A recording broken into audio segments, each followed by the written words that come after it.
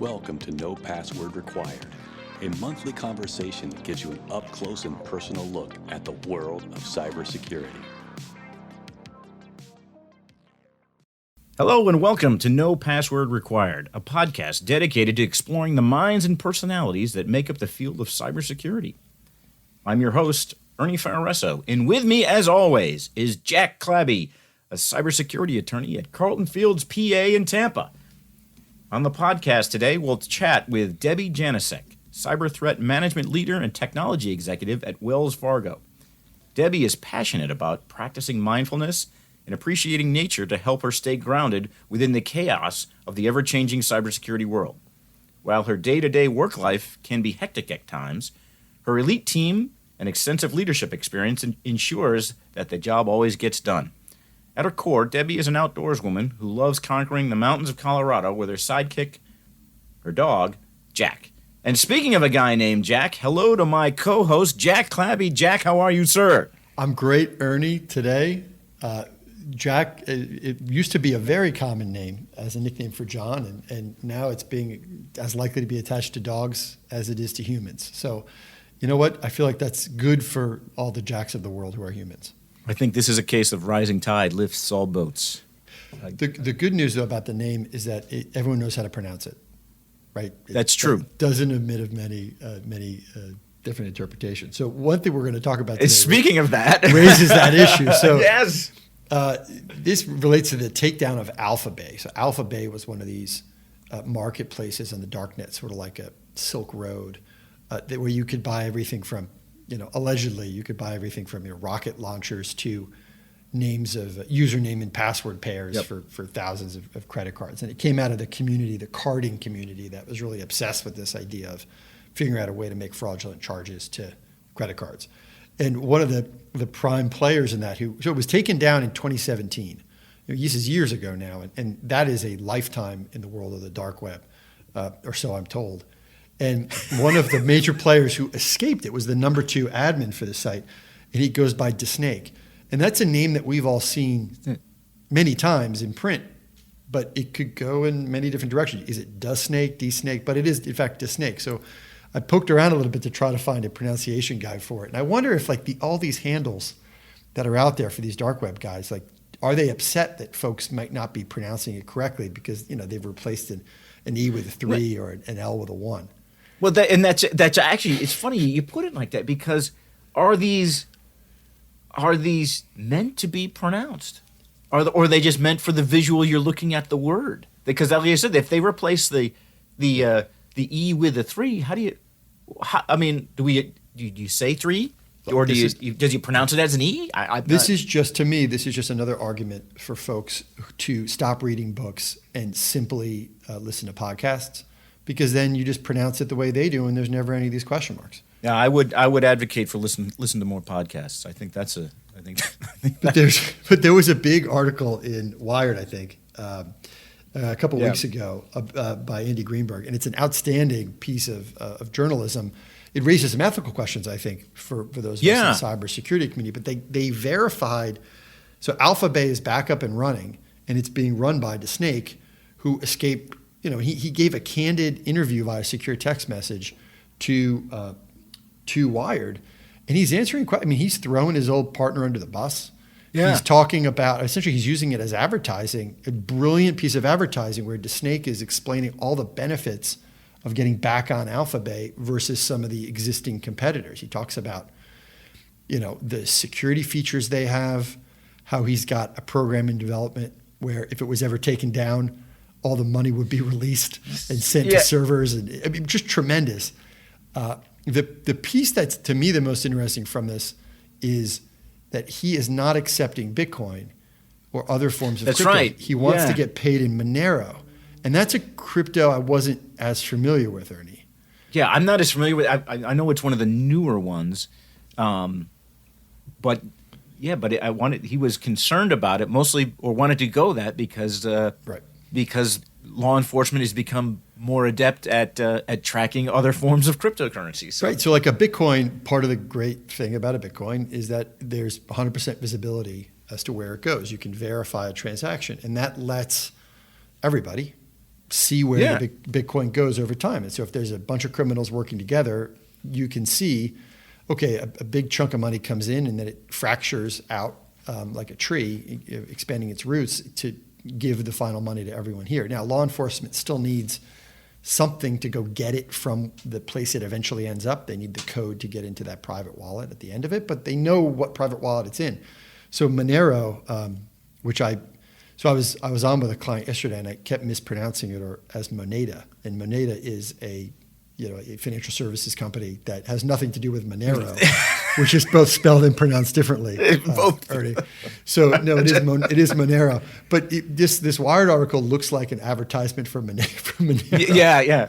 I wonder if the guy's getting a little bit of he probably owns a few of Monero. That would be awesome. Or whatever. He's only in Dutch tulips. That's his only investment right now. That's right. He's long on Dutch tulips and Banksy artwork. That's right. Stuff that has inherent value. Yeah, so but this, I mean, look, it's fascinating. It's great reading. If you haven't find this article in Wired and check it out, because this is really, this is like finding a kidnapper or something and interviewing the guy and then publishing it. And there's a huge public journalism value to something like that. But they're having web researchers validate that it's really him. Exactly. Commenting on the OPSEC that he's using to come up with this. But these, I think bad guys were still able to get all the rocket launchers. Exactly. They could get as many rocket launchers as they wanted. They wanted, but this is just great that there's this aspect of customer service that isn't really available with sort of in-person fencing of stolen goods.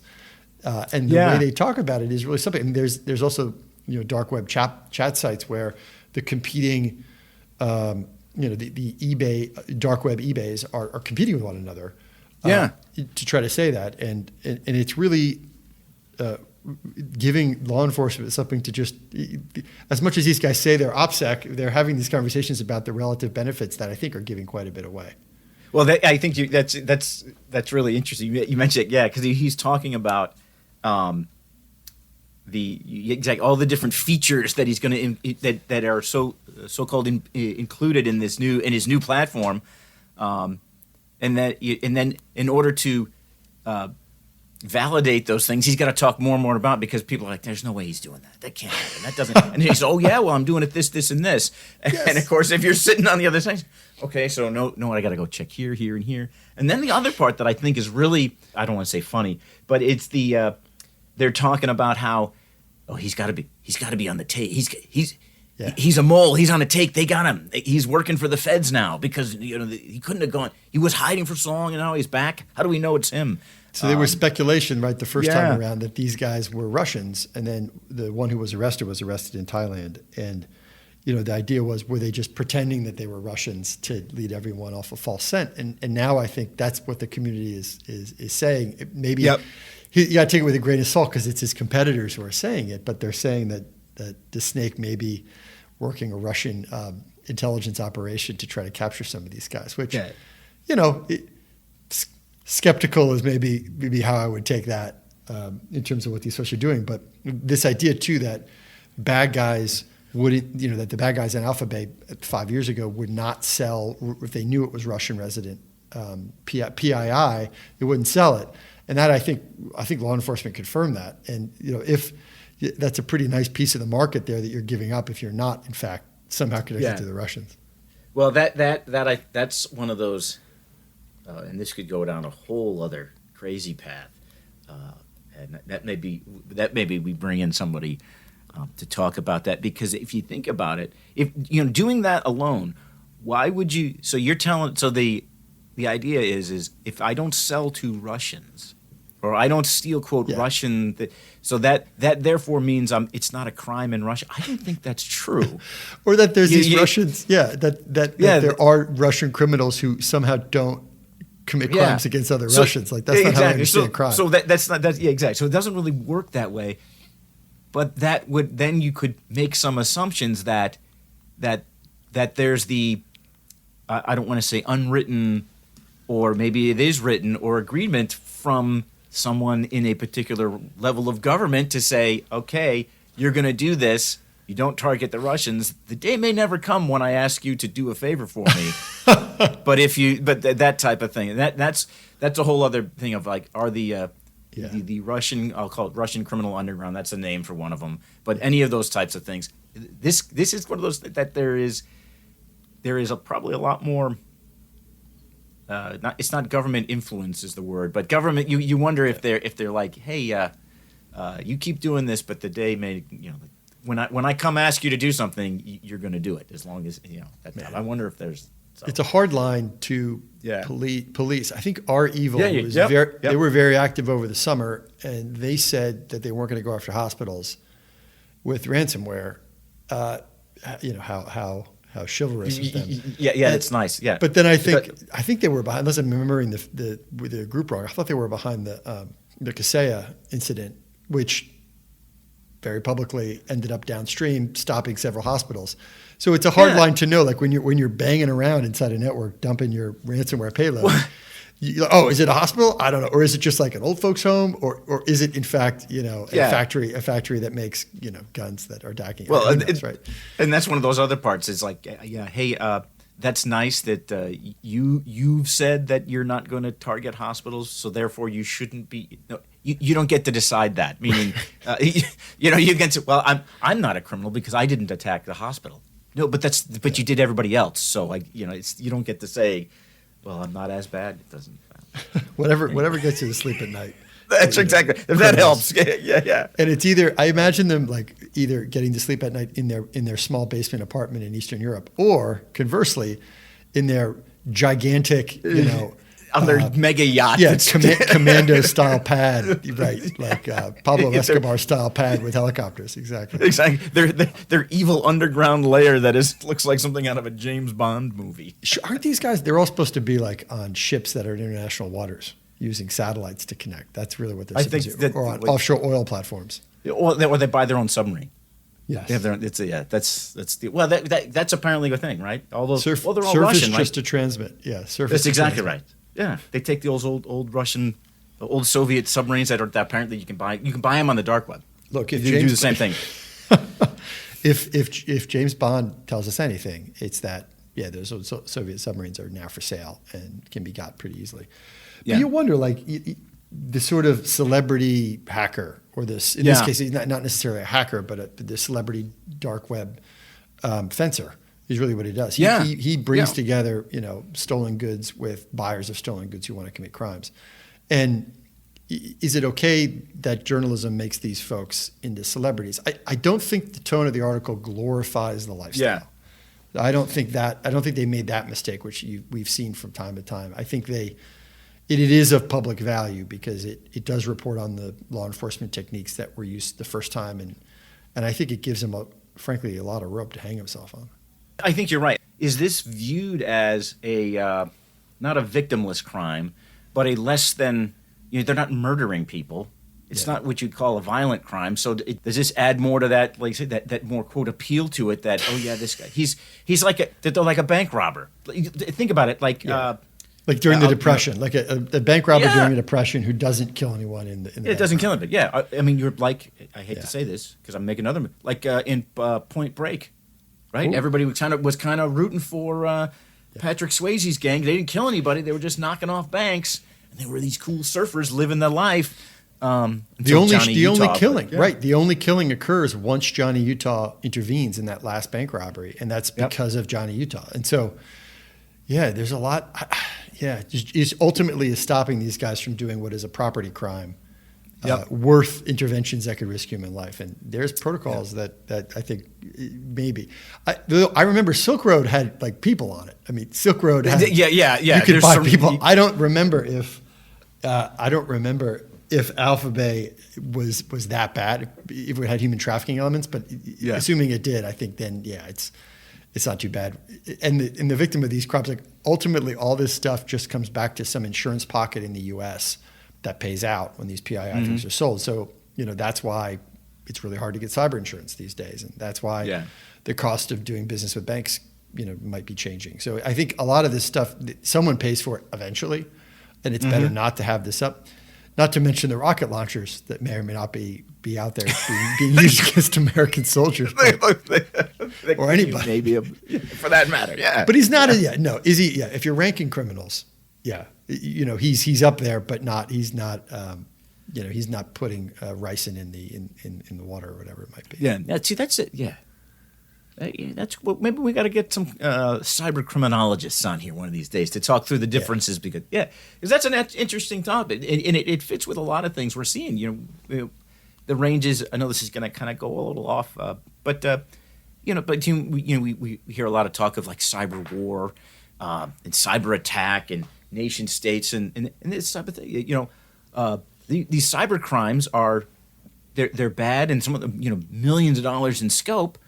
But it's not. But they're not violent criminals. There's not murder. So does that mean where does it fall in the grand scheme of and that same type it goes that same type of part. I know people have talked about if somebody breaks into the power grid, well we're gonna go and use a cruise missile on their power grid. Is that the? I mean, right? Or you think about a churning attack. So you can buy password username and password pairs on this right now. And that username and password pair from a well-known data breach, maybe it has thousands of pairs. They bundle that into a script and then they fire that against a water treatment plant. Yeah. Right. And they're just trying to see, okay, there's no multi-factor. I'm just going to do a churning attack. Yeah. And I get in. So that though, if you take it to its conclusion, could end in death and violence and destruction. Yeah, so I see, but the question we should ask, this is what I'd like to know the answer to is how does Homeland Security or the FBI, and I just, it's been 7 or 8 years since I was a federal prosecutor, so I wonder what the current strategy is. How do they make decisions about, do you put 1,000 hours into trying to take down like a Silk Road, or do you use that time to stop 100 predators? I mean, it is a zero sum. You only got so many agent hours and you got to do it. And how do you make those hard decisions? And, because taking down something like Silk Road is a massive, massive undertaking. That's and a the big international takedown, effort. same thing too. Yeah. And you're using up all your chits, you're using up all your credits with the, whoever it was, the Australians and the Poles and the Thais. And, you're doing a lot of cooperation like this. And, so I think let's work on that because I want to get the answer to that question. Otherwise, we have old intel, you and I, Ernie. That's right. Yeah. We're kind of dated. Yeah. Yeah. But it's cool stuff. But at the other end of this, I mean, this is what, folks who do Debbie's job who are pulling that intelligence up. My guess is that she gets in reports like this and turns it into something of use because particularly a financial sector client. Yeah, and I think that'll be interesting to talk to her a little bit about that, about how does she do what she does and how does she get there. So that said, we're going to take a quick break, and when we return, we'll talk to Debbie about her life in the cybersecurity world and why her career may not have been love at first sight. Have an idea for a guest or topic? Send an email to info@nopasswordpodcast.com. Okay, welcome back. Our guest is Debbie Janasek. Debbie's an experienced information security professional with extensive experience in operations, threat landscape, and cybersecurity risks to organizations. Debbie, welcome to No Password Required. It is fantastic to have you here with us today. I've known Debbie for a few years. Just a little bit of background. We actually haunted the halls of the wonderful Fort Meade together for a few years, and she was in the Naval Services, so we share that background. So, Debbie, again, welcome. Thank you. Happy to be here. How are things out there in the?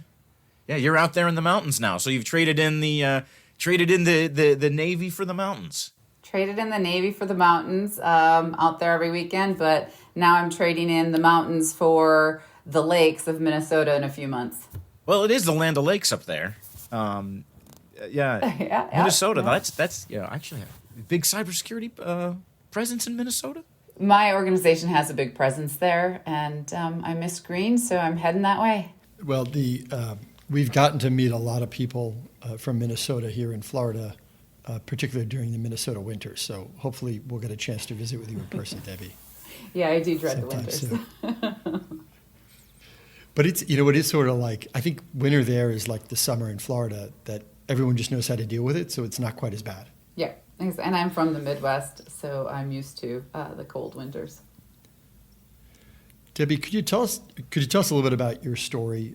You have a very cool role, and from the Fort Meade reference, I know I want to hear more. So could you tell us a little bit about how you got to where you currently are? Okay. Yeah. It was a very odd route, not normal. So I actually started out in college studying the environment. I was going to be an ecologist, and went to school for a very long time. And then in grad school, I decided to become a Naval Intelligence officer. So I was studying remote sensing and geographic information systems in grad school to save the environment on big scale. And then I went into the Navy and used it for a completely different reason, to protect the nation. And in the Navy, I was on the USS Abraham Lincoln, and then I went to a different duty station where I was trained as a human intelligence officer. And then when I got out of the Navy, I was looking for a job and applying at U.S. Cyber Command. And they hired me because of my human intelligence background, to work at U.S. Cyber Command, and I got there and was really confused because I thought a worm was something in the ground. I had no idea. I was way over my head. I would go to meetings and sit there and not understand a word anybody said. And they would change the slide and there would be a picture and I'd be like, picture. I mean, that's all I had. So I hated it. I have to admit, I hated it at first because I was like, I'm going to get out of this as fast as I can. But what they wanted me to do there was all source intelligence. So human intelligence is a big aspect of pulling it. Instead of just sitting analysts on the computer, we also needed to use people that were around the world to bring in information for those analysts and those analysts to know to ask for that information. So that is what my job was. So I decided really quickly. I had told myself, because it took me 9 years to get through college, because I had to put myself through, that I was never going back to school ever.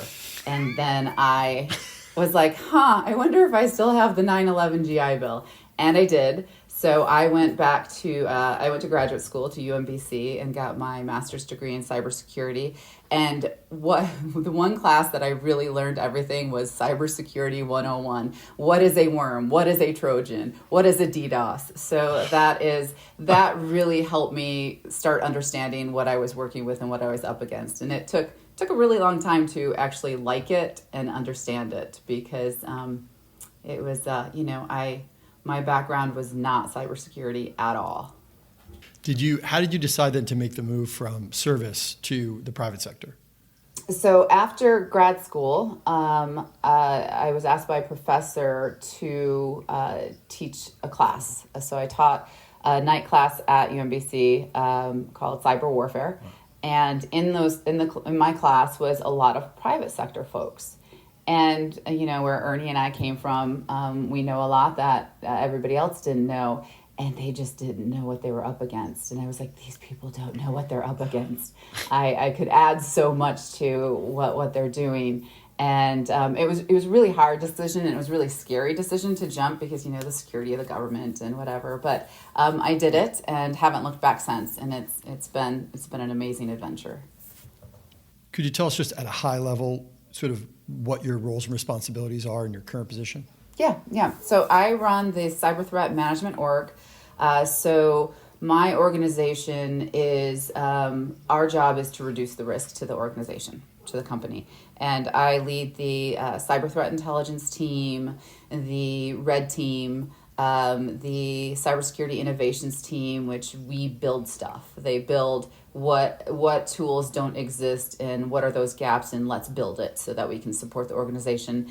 And then the Cyber Threat Engineering team that runs one of our tools to support all of bank to identify threats to the bank. Very cool. In that, since you've held many roles in different contexts and places, my guess is you have probably a lot of advice for folks. What's some advice that you would give, let's say, for a former boss of yours? Yes, really good question. So I would say when you join an organization, you have to know what your teams are doing. You have to dig in and understand what they're doing. You have to meet each manager you're leading, and maybe their team members who are running projects, because if you don't understand what we are doing, you can't support us. You can't support us with funding. You can't support us with headcount. You can't support us with the tools we need. And as a manager coming into a new role, your job is to be the expert and to make sure that we are doing our jobs correctly and defending the organization. So if you're not asking the questions and understanding what your teams are doing, then you are not improving what we're doing. And that could, lead to security issues that don't need to have to happen because of your expertise that you could give us. Yeah, I think it's a really good point, because we hear sometimes about the gap between, you have skilled folks who are not in a management position and maybe managers who are put in there who have a skills gap, and that creates risk for the organization when that's how it's structured. Yeah, I like to, in my current role and every role, I dig in. And I don't mean micromanage. I don't mean that at all, but I just need to understand what you are doing.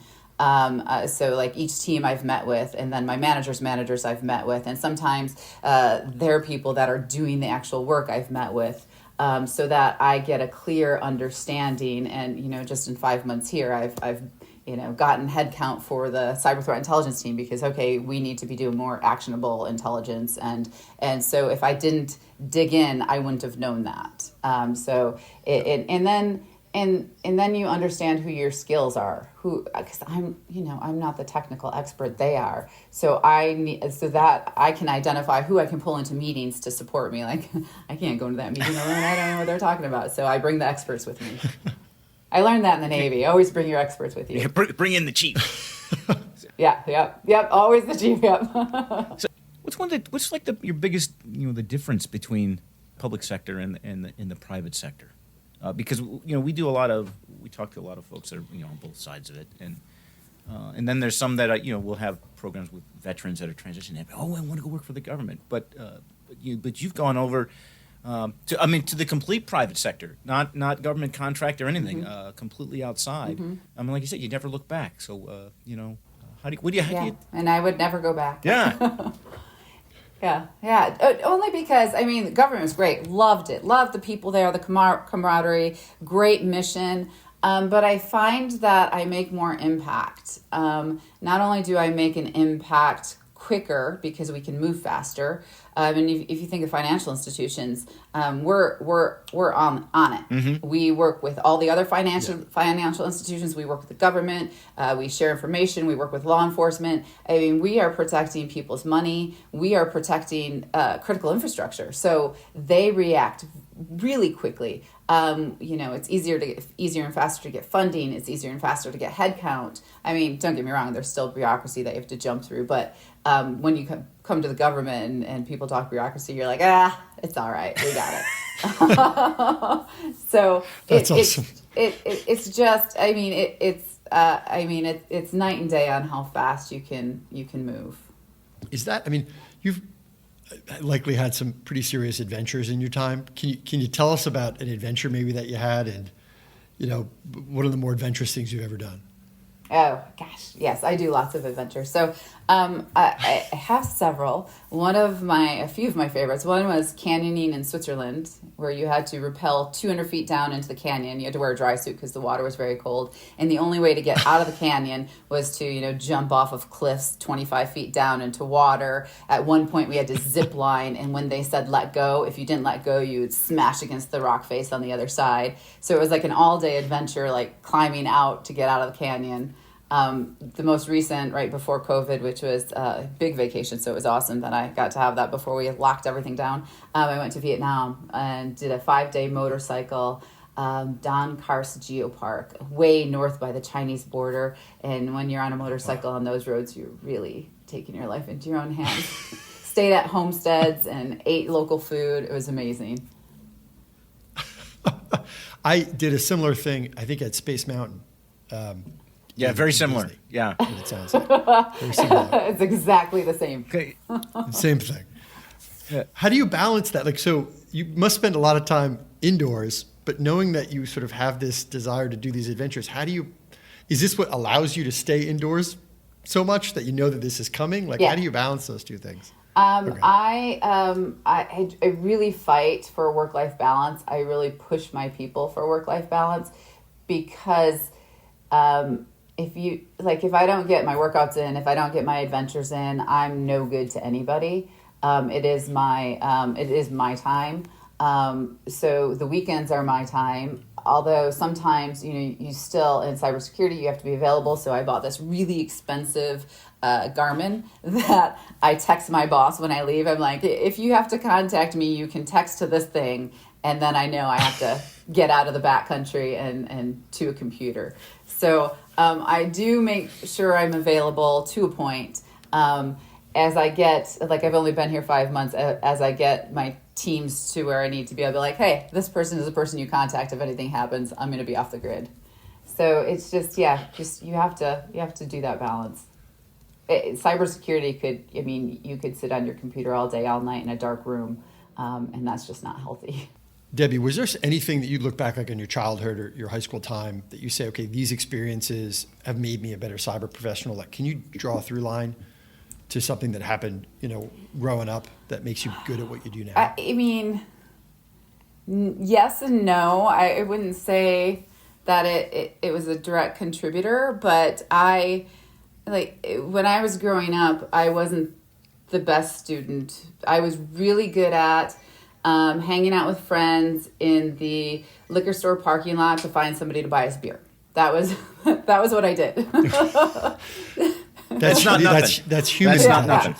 So I was not a good student. I was more interested in who's having the next party and where is it at and hanging out with friends.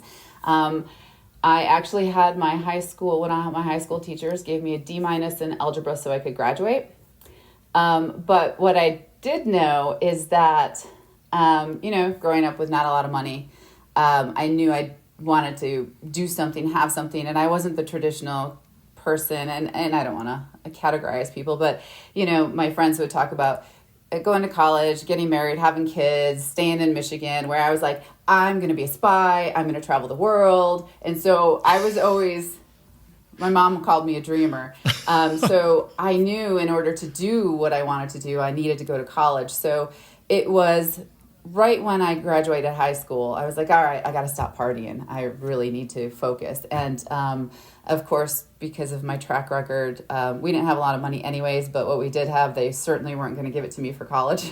And I didn't give them any reason to believe I could do it.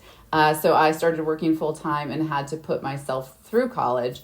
And as soon as you're paying for yourself, you get really good grades really fast. It locks you in. Yeah.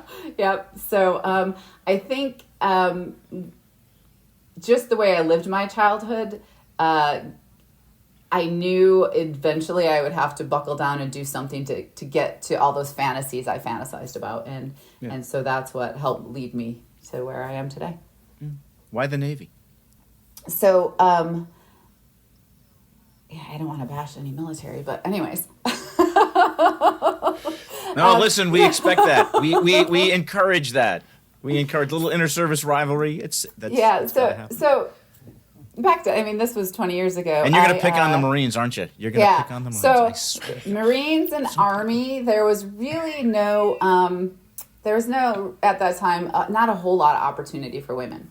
So it was between the Navy and the Air Force. And the Air Force would have paid off my student loans, but for two reasons I didn't choose them. One, the Navy had way better duty stations, and no argument there. I just thought the Navy was tougher, so I chose the Navy. And was it tougher than the Air Force? Now that you've transcended the time, you look back. It actually was like. In Afghanistan, we used to break into, I don't want to say break in, we used to just, because I was wearing civilian clothes there, so I could pretend I was Air Force and I would go to their chow hall because they had way better food. They do. So, and their deployments were 3 months. I'm like, what, you're only here for 3 months? How is that possible? So, yes, they treat their people well. Yes. Yeah, well, the story goes is that the other services, if they get a base, they go and build all their infrastructure. They build, like, if you're in the Navy, they build the shipyards. If you're in the Army, they build the ranges. in the Marines, they do that same type of thing. And then they say, well, we're out of money. And the Congress says, well, you got tents, sleep in them. The Air Force, on the other hand, goes and builds the golf course, and then they build fancy billeting and that are like hotels, and then they say we're out of money, we can't. And they say, oh, well, here's some more money, go build your airport. So Yep. I always wondered why there were golf courses on Air Force bases, and now I know. yeah. Well, that's because they and Debbie, actually, this might tie it. Maybe they cracked the work-life balance thing right. They said, you know what, we're gonna. So that you can take care of yourself off the time. Maybe they were pioneers and we just didn't know it then. Maybe they are. I met an Air Force woman who never deployed, and she was like, well, they wanted me to deploy, but I told them I wasn't going to. I was like, you get to say no? I don't think you get to. I didn't think you got to tell them no. I didn't think that happened. I didn't think that happened either. Yeah. Another one that somebody told me once, to say, yeah, I had a really. So if you went on temporary duty, if you went on things, and people would say, oh, yeah, I had a really cool temporary duty. I never had that. That typically temporary duty meant you were going to work really long hours in some place that was really bad. Yep. There was nothing cool about it. But you slept in a tent? Yeah. You slept in a tent or a Connex box? That's right. Yeah, there's no. What is this cool thing? I don't know what that means. But, yeah. So you're out there, Colorado now. And then move into Land O'Lakes. What are you looking forward to living, again, up there, Land O'Lakes, a lot of open spaces? I mean, that seems like right up your alley. I don't know about motorcycling. It is perfect up my alley. So I, from Michigan, Lake Superior has always been my favorite place in the world. Even I've lived all over the world and traveled, still Lake Superior. So I am trying to get as close to Lake Superior as I can, and I will live 2 hours and 15 minutes from it. Just the rugged shores of Lake Superior are just the most amazing thing. Well, the legend lives on from the Chippewa on down to the big lake they call Gitchagumi. For those of you who don't know, that's a reference to the classic Gordon Lightfoot song, Wreck of the Edmund Fitzgerald. Gordon Lightfoot is amazing. Yeah. Yes. Yeah. I actually went and saw him downtown at the Paramount in Denver. I was like, he's so old. Are you kidding me? I got to go see him now. Yeah, he's not going to be around much longer. Yeah. Yeah. How did he sound? Wonderful. The old troubadour. Yeah. Yeah. It is the kind of show that probably lasts and ages well because it's storytelling. Yes. Yeah. Did he do all the big? I mean, he had to do Edmund Fitzgerald, right? I mean, does he still do that one, or is that one? Yeah. Nope, he still does that. Yeah. That's like his most famous one. Yeah, he still does that one. Yeah, Edmund Fitzgerald, Sundown, the classics. Yeah. Yep. And it was amazing. Like the whole audience was singing along to almost everything. Yeah, that's funny. Yeah, I got to tell you, that's one of the things that's going to go up in the Hall of Fame of the podcast. Edmund Fitzgerald, Gordon Lightfoot concert attendee. That's there's not too many of those around. Yeah, and that ought to be good. It'll give us some good airplay and connections up in Canada. Because he's big in Canada. Yep. Yeah. Just one question to your master's in cybersecurity, because that is a question that comes up a lot through Cyber Florida, is sort of what is the value for a mid-career professional who's looking to make that pivot to going to a graduate program to focus that? Did you have to come into that with, how much knowledge do you need of cybersecurity to get something out of that? Can you learn it during the master's program? What's your advice to someone who's thinking about going there who may not have a ton of background? Yeah. I don't, this was when the cybersecurity master's degrees were just coming out, really. 2011-ish. And so it was, I don't know what the requirements are today, but the cybersecurity degree I got was geared towards mid-career folks that were looking to get into leadership positions. So it had some technical courses you could choose from, but not a whole lot. It has a lot more now that you could choose from, but back then it really didn't. So because it was a master's program, you didn't have to have an undergrad in cybersecurity to get into it, but you had to have an undergrad in something. So it was, I do recommend if you can get into a master's program, it really does help your career. Were there other former military folks or current military folks who were with you in the class? No, but there were several that started taking it while I was in it. They're like, "Oh, cool! I'm gonna look into that and do that as well." I had a couple coworkers in my office that started it as well. Debbie, you've been a part of lots of teams, both as a team member and as a leader on teams. What's the most successful team effort that you've experienced in your career? Good question. So I have a very specific example, because coming out of Department of Defense, you have your colleagues, your camaraderie, military.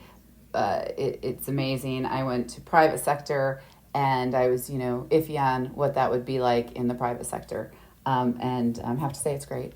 So my first cyber threat intelligence team, I was hired at a separate company to build their capability, and I came on board, and there was 5 people, and doing great reports if you worked for the government, but not targeted in what a financial institution needs. And the customers they were supporting were like, "Yeah, thanks. What is this?" And not really paying attention. And what do you guys do anyways? And so it wasn't making the impact it needed to make. So I took the team of 5, and they were just wonderful of listening to my vision, and then they helped me implement my vision of, okay, what are priority intelligence requirements? Who are we supporting? What is the threat to the financial institution? And who should our customers be? It should be incident response, of course, threat hunt, of course, different vulnerabilities management. And then we also have to look at the strategic teams and what they need. So started growing that team and targeting the intelligence to them, and also trying to build relationships, because there's, I'm not going to call them by name, but one particular org that kept, I had a meeting with, "This is what we can do for you," crickets. "Well, we could also do this," crickets. And so it took 2 years to knock down their door, but I'm tenacious, so I kept doing it, and finally got one person like, "This is awesome."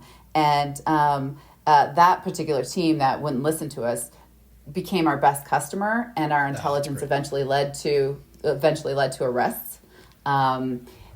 So to taking this small private sector team and building it into a large team that at first was like, "Go away, we don't know what you do," to "What does Intel have? What does Intel have?" Not making decisions without Intel. And intelligence, that's how it works. No commander should make a decision without all the information. So to take that team from what it was to the team that had the go-to team to ask for what is the intelligence. So amazing team, amazing talent, and to be able to take private sector folks that didn't really understand intelligence to be the analysts they were was just an amazing experience. That's pretty cool. I mean, that's interesting that you were able to take that intelligence process and then translate that and get people to implement it, because that's where again, if it's not impact, if people aren't using it, then it's not. I want to say that's one of the things. Then it's not intelligence. If it's not being used, then it's just like information. Pick a coworker. Tell me about one of them that had the biggest impact on your career. Yeah. This is a really easy answer for me. Commander Hayes, who was then Admiral Hayes, and now he's a retired admiral. Oh He was at the fort for a while as well. Yes. So when I was a young ensign, got to my first ship, he was the commander of the we called it Civic, the intelligence center on the ship, and just his leadership style it's just amazing. My team screwed up one time on watch for an exercise, and we missed a piece of intelligence, and I got pulled out of my rack and had to go talk to him, and he's like, "You guys missed this, you gotta do this better, you watch this, okay, now go back to your rack." I mean, he would just call you on it and then send you on your way, or hey Debbie, I need you to do this, your team to do this, and he would trust you to do it. Just the way he led just was inspiring, and I've modeled my entire leadership career, because I've been a leader for 20-ish years now, after his leadership style. And I received the biggest compliment from a employee that I had at a previous job. He got a leadership position at another company, and we were talking, and he said, I'm really nervous about how to do this, but every time I don't know how to do something and how am I going to lead these people, I think I'm going to do what Debbie did.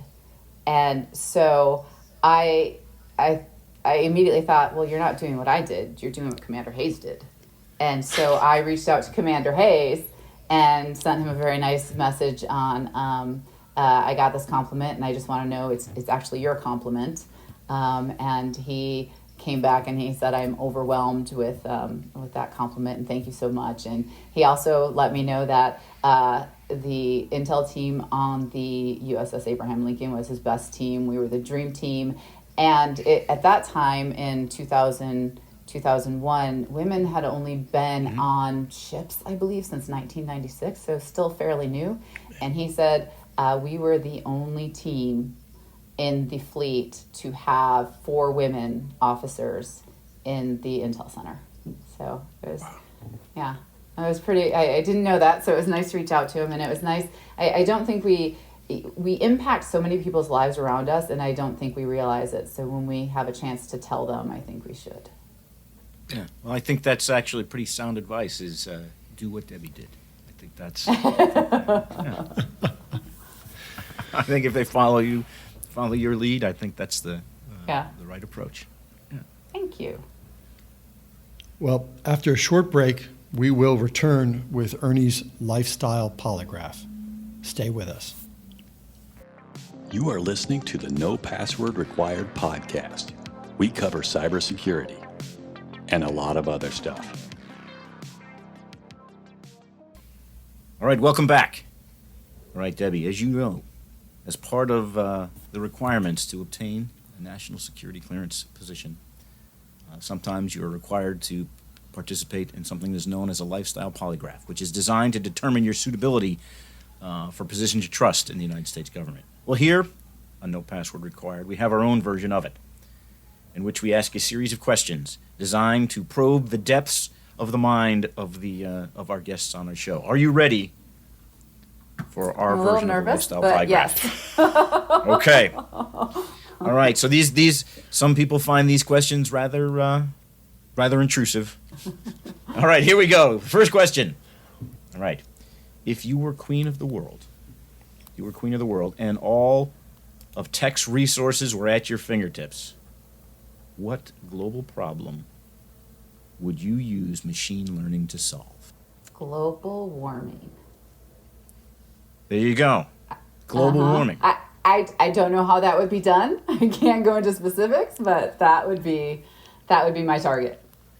Yeah, okay. So or from a financial sector aspect, fraud. How about global warming fraud? Is that a thing? No. Jack, is that global a thing? It should warming be a thing. is my Yeah. global warming separately from fraud. Work, fraud, personnel, global warming. I think if you sell solar panels that you know don't work, you could get. There's your global you could warming hit fraud. both of them. Yeah. But I can tell you, like, if you talk to someone who's 60, they bring up global warming from time to time. Someone who's 40, they bring it up a little more frequently. And then if you talk to like a group of middle school kids, it's all they want to talk about. So if you would if you would ask this question to them, they're not going to, they're going to say global warming. It's really the younger generation feels a certain way about it, and they'll tell you about it. Yeah, so they're the ones that are going to have to grow up with it the worst. So I get it. Yeah. And as someone who drives in the rain in Tampa frequently, it's not getting better. Yeah, well, especially those of us living down here in the flatlands of Florida, where the water table tends to. Maybe we'll make an offer on your place in Colorado, Debbie. Yeah. Well, here at global warming, you have to breathe the smoke all summer from the forest fires. Oh, that's right, from the fires. Yeah. Jeez. Yeah, I suppose we got. Yeah.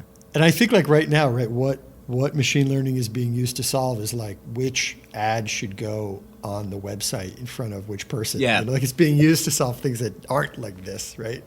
Yeah, exactly. Although it has so much potential. Think about global hunger and using it to what ships are passing, what country that has a food shortage, and if there, I don't know. I'm just spitballing here, but there's so much you could do. But do nonprofits have the technology to do machine learning to fix those problems?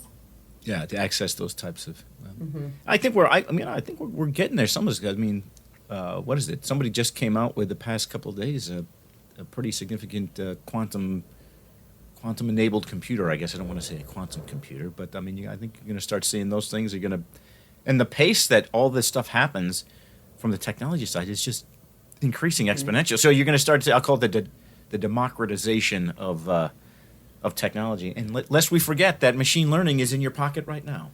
With, Well, the good people just need to use it for the thing that would help. That's I right. mean, think about like television technology, how amazing it is that we can watch anything on this gorgeously rendered piece, and then I end up just watching Real Housewives of Miami or something on it. Right? I don't.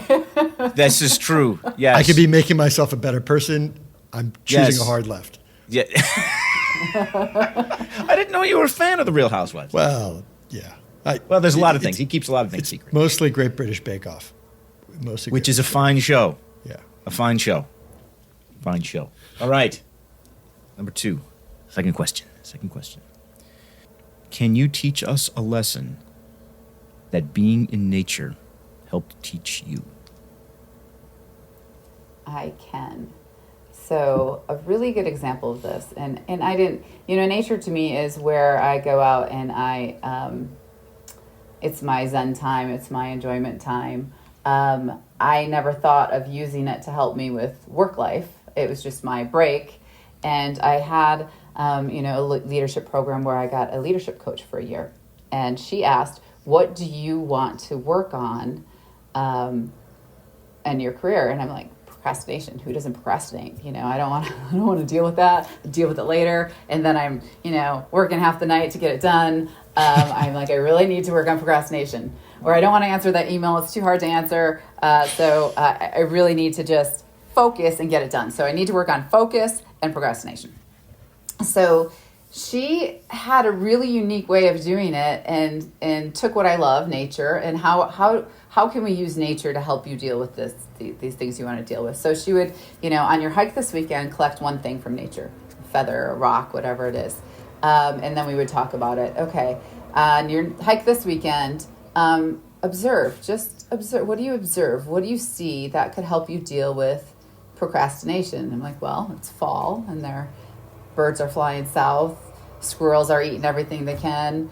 Bears are eating everything they can before to hibernate. And if they don't, they can't procrastinate on that or they die.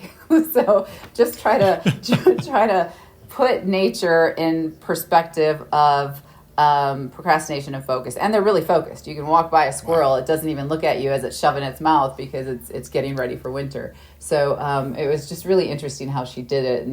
And it really did help. Yeah. It's incredible. Yeah.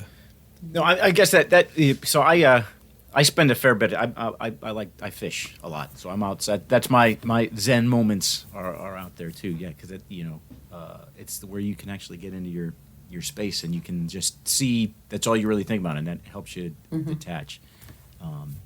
So I think you're spot on with a lot of that.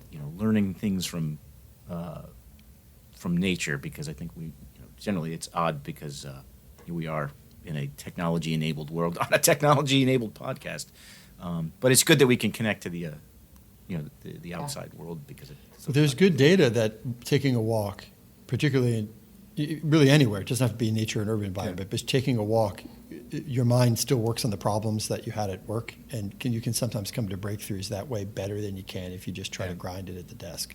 So sometimes taking a break and doing something physical like that is a good thing. Yeah, I try to tell my bosses that all the time. How come you're not at your desk? Well, boss, I read this article in Science. And this is some really important stuff. Thinking about strategy. All right, number 3. Science here we go. told me to go fishing. That's right. Hey, listen. It's not me. It's not me. Science. It's I'm not gonna fight it. All right, number 3. Here we go. This is a good one. This is gonna get you. What was your favorite go-to order at your favorite childhood restaurant? What was your go-to order at your favorite childhood restaurant? So I don't know if you guys know what Big Boy is. It was a big, Midwest chain. Yeah. Slim Jim, and for dessert, hot fudge ice cream cake. And I was Nice. I was just in northern Michigan. way up north on Lake Huron, and they had a big boy. And my sister who lives in Colorado too, we were like, big boy. And so we had to all go to Big Boy and get Slim Jim and a hot fudge ice cream cake. And it actually was just as good as it was when I was a kid. See, there you go. That's the poster. That's the marketing poster for a franchise restaurant everywhere. It's still the same, regardless of where you go. Yeah. There's something about a dessert too, like a fast food dessert. If they keep it the same, it's just incredible. Like something like that. Well, It's Dairy just Queen so made a good. whole. That's their whole thing, right? That's it. I mean, Yeah. that's. Yeah. But like it's magic. It can take you right back to when you first had it, or Yep. when you had it as a kid. Yep. It really Yep. is something that, in a way that pictures even can't do. All right, here we go. Number 4. Is failure a good or bad thing? Failure. good or bad thing? Failure, yeah. Failure is a really good thing. If you don't fail, you're not trying. I mean, that's where you learn. That's where you learn to be better next time. That's where I'm not going to do that again.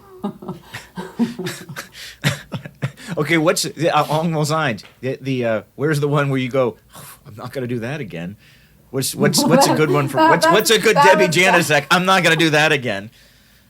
That was a personal story.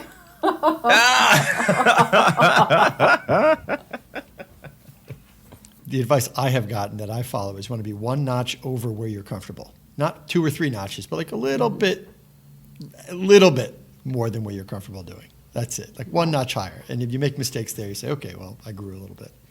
Yeah. That's I always wonder, the semantics of it. The term failure. That's it. We got to come up with a better way because it shouldn't, in my opinion, right? It shouldn't be a bad thing. It's like, hey, it didn't work. Okay, now we know it didn't work. You learn something. Yeah. You don't do it that way, or you take something and you go on from it. It's not. Yeah. I think the real story is how you handle failure is what makes Yeah. you who you are. Because, you could curl up in a ball in a corner and drink a bottle of whiskey. Or you can try harder next time, learn from your mistake, and it makes you stronger and able to handle the next failure better. Like, oh, well, I tried. Yeah, and that's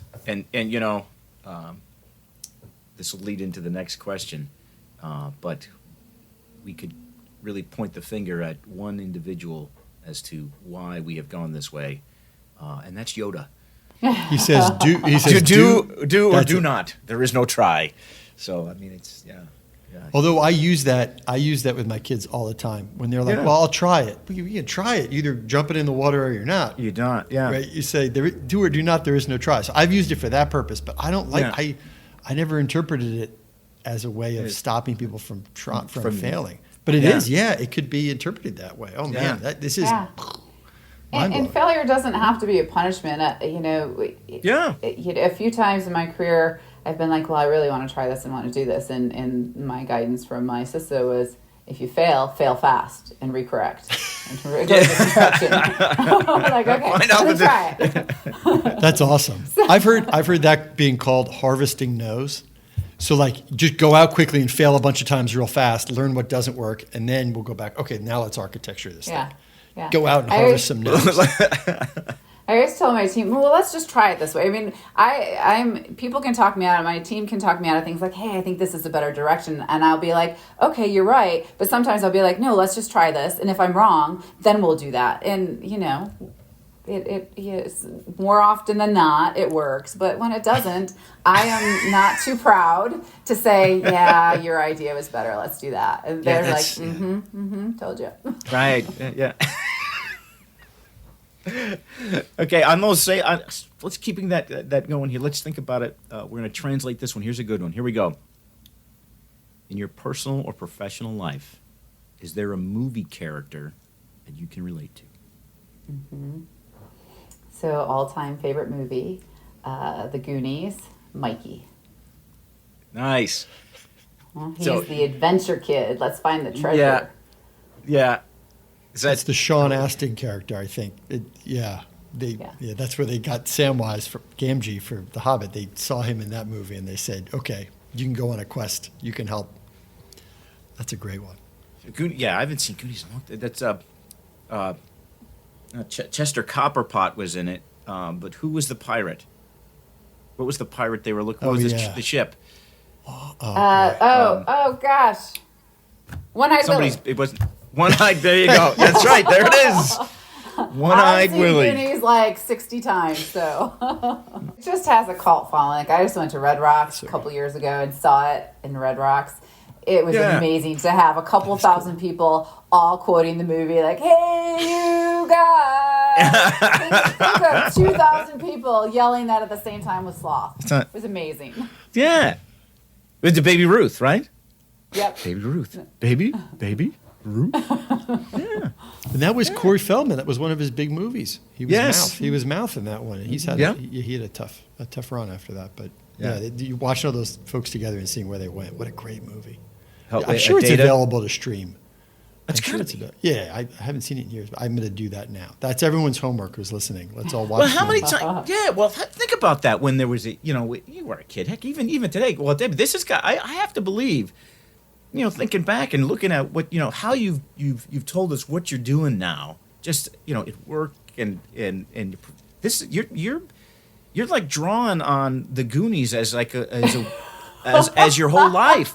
It's whether it's trying to find the quote cyber treasure and fight the bad guys inside cyber, or you're going off on these grand adventures. Yeah.